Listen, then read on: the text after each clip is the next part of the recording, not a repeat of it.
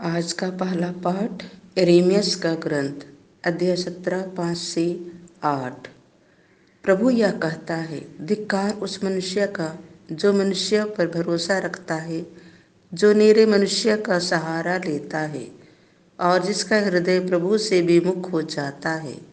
वह मरुभूमि के पौधे के सदृश है, जो कभी अच्छे दिन नहीं देखता। वह मरुभूमि के उत्तम स्थानों में नूनखरी और निर्जन धरती पर रहता है। धन्य है वह मनुष्य जो प्रभु पर भरोसा रखता है, जो प्रभु का सहारा लेता है। वह जल स्रोत के किनारे लगाई हुए वृक्ष के सदृश है, जिसकी जड़ें पानी के पास फैली हुई हैं। वह कड़ी धूप से नहीं डरता, उसके पत्ते हरे भरे बने रहते हैं।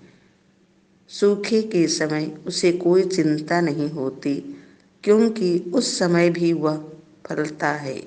यह प्रभु की वाणी है।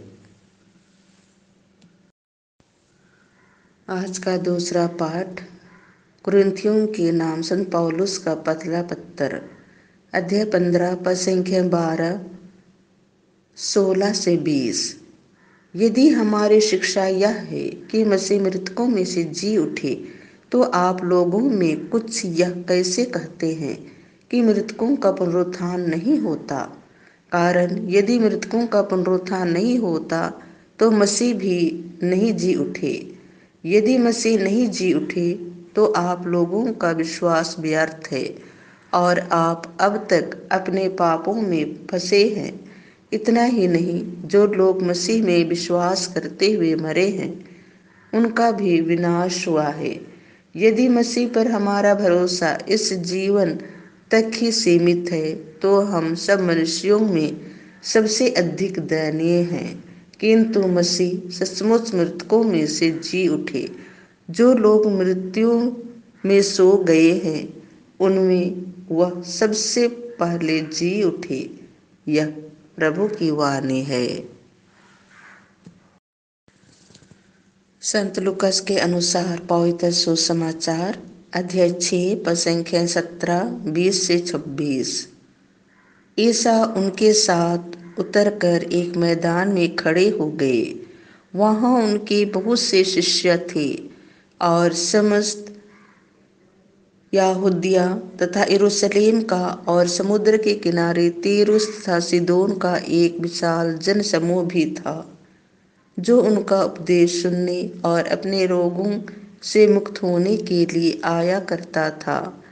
ईसा ने अपने शिष्यों की ओर देखकर कहा, धन्य हो तुम जो दरिद्र हो, स्वर्ग राज्य तुम लोगों का है। धन्य हो तुम जो अभी भूखे हो, तुम तृप्त किए जाओगे। धन्य हो तुम जो अभी रोते हो, तुम हंसोगे। धन्य हो तुम जब मानव पुत्र के कारण लोग तुमसे बैर करेंगे, तुम्हारा बहिष्कार और अपमान करेंगे और तुम्हारा नाम घृणित समझकर निकाल देंगे।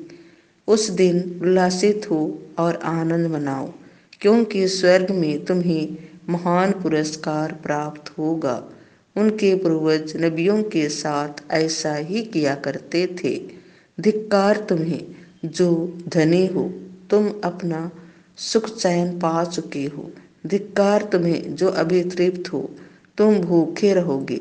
धिक्कार तुम्हें जो अभी हंसते हो, तुम शोक मनाओ और रोओगे। धिक्कार तुम्हें जब सब लोग तुम्हारी प्रशंसा करते हैं। उनके पूर्वज झूठे नबियों के साथ ऐसा ही किया करते थे। यह प्रभु का सुसमाचार है।